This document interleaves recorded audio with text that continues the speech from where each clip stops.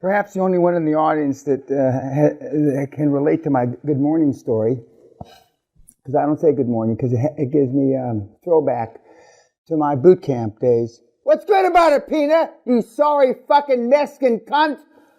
You're the sorriest man in this man's army. So when you tell me good morning, I have negative thoughts about you. You like my wife, Pena? You don't like my wife, Pena? What's wrong with my wife, Pena? No matter what the fuck you said.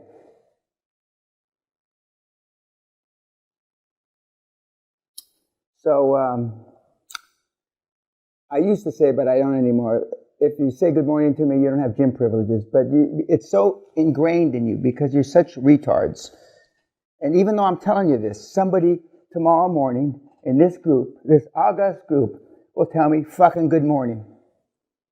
If I told you I'm going to put a bullet in your fucking head, you'd still say good morning. Because political correctness is a manifestation of a lack of self-esteem. You don't really give a fuck if it's a good morning, do you?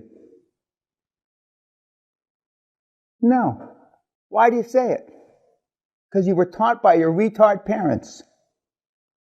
The honest of you that filled out the paperwork, when I ask about your regrets of your parents, some of you said they don't discuss it with me. I've never asked them. I can only imagine. Most of the regrets are you. Why would anybody look to you to be their retirement fund, i.e. the Asians in the room? Why would anybody look to you and have to live through you vicariously?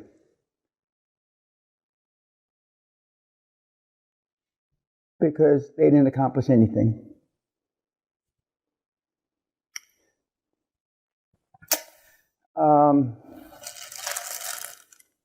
We'll pass out your vagina cream later. Why do I give you vagina cream? Okay, could you read that, please? What does it say?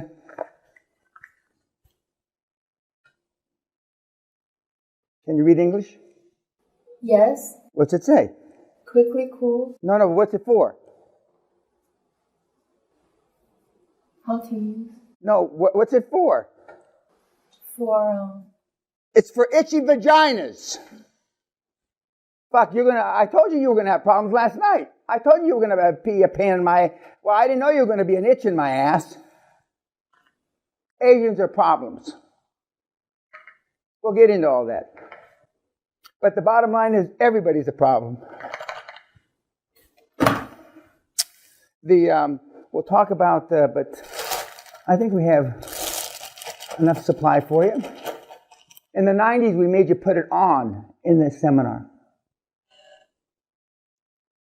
Now just think about that. Just close your eyes and visualize that.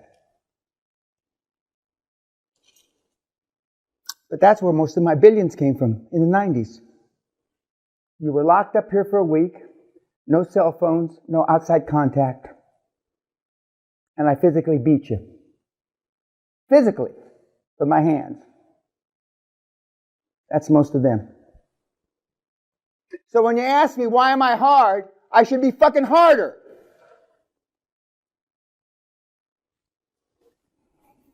Where's my there it is. For all the times I've used this, I still have trouble with it. Shalom, Vigates, fuck you, you cunt, hello. Some of you are here because this is, you think, the end of your rainbow. There's a rainbow there. And why do I have this fucking slide? I'm embarrassed because a few years ago I made comment and one of you got up in the morning to take a picture of it, to give it to me like I gave a shit. Most of the gestures of friendship that you do, nobody gives a shit about. Just like good morning. You think Steve Jobs gave a fuck? You think Elon gives a shit? This should really be the seminar of the psychology of high-performance people. Because success leaves clues. And the one thing that my wall of influencers and my Hall of Fame and even my Hall of Shame all have in common is they manage their lives in certain fact patterns.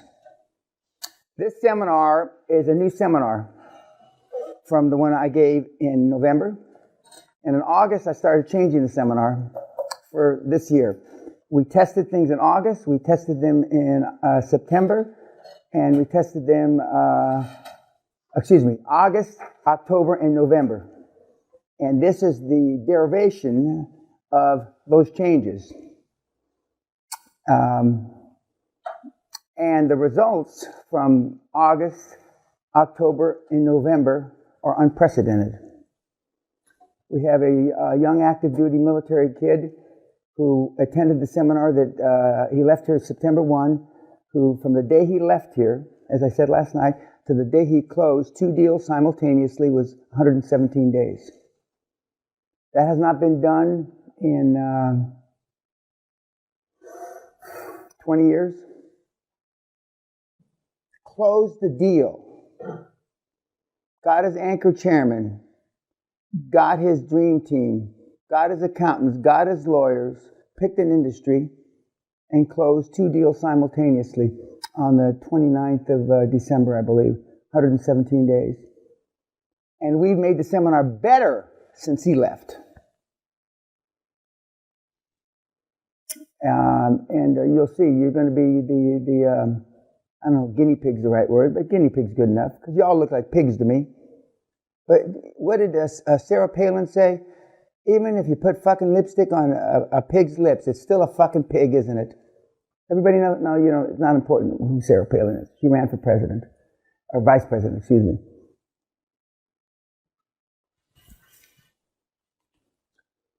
QLA is a system where ordinary men and women make extraordinary sacrifices to fulfill their dreams.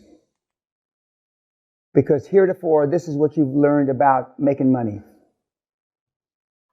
Shit. And for those of you that have read dozens or even hundreds of books, the pile's bigger. But basically, shit. You don't know a fucking thing, i.e. you're here. We're about to close out July seminar. So we're sold out for February through July. My staff tells me we can sell out the whole year before the seminar is over. What does that tell you? You're desperate. You come to me because I'm the last saloon in the last town on the precipice of the earth. And if you go over, like they used to say in the old days, some people still in India say, you're going to fall off the edge of the earth into the abyss. You wouldn't come here if you weren't desperate. You come to me out of desperation or inspiration. Some of you think you're inspired. If you still think that after today, then you have mental problems. Nobody in this fucking room is inspired. You're desperate for various different reasons. The gals, the guys, the Asians, the whoever, it doesn't make a shit who you are. You're desperate. You're fed up. There was a movie called Network about 45 years ago where a famous scene, he got an Academy Award for it. He says, I'm fed up and I'm not going to take it anymore. That's why you're here. Why else would an old fucking guy, Asian guy like him with a bald head come here and let me scream at him? Unless he's fucking desperate. Some of you have a few shekels, meaning you got a little money. My wife lost in fur coats at airports more net worth than this whole motherfucking room has. My wife lost in fur coats at airports more net worth than this whole fucking room has. So even those of you that have a few shekels don't have any money.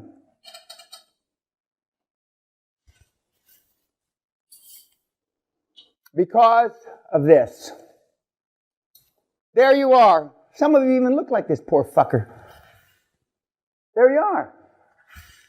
You got to get to your relatives, your friends, just your general guilt because you got low self-esteem, society, fear to get to your goals.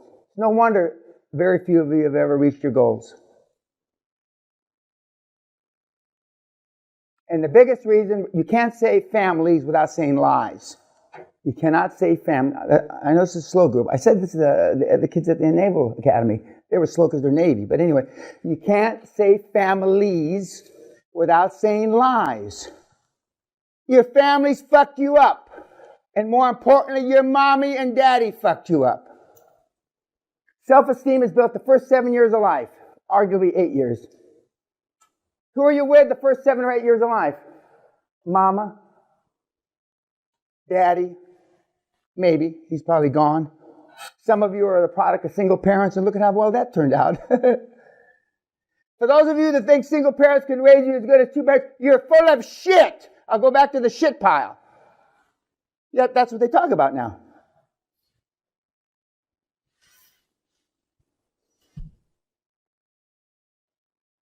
Show me your friends and I'll show you your future. I've asked all the audiences I speak in, we're going to talk about all the schools I talk about in pro bono, because 2/3 of my time is free now, pro bono. I'm not giving back, so don't attribute any bullshit to me.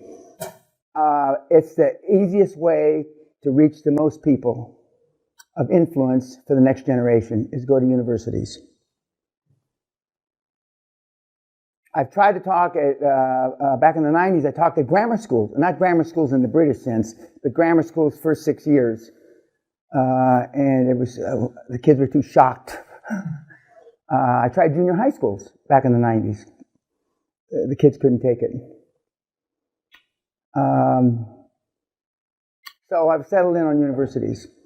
But it's my way of reaching the next generation.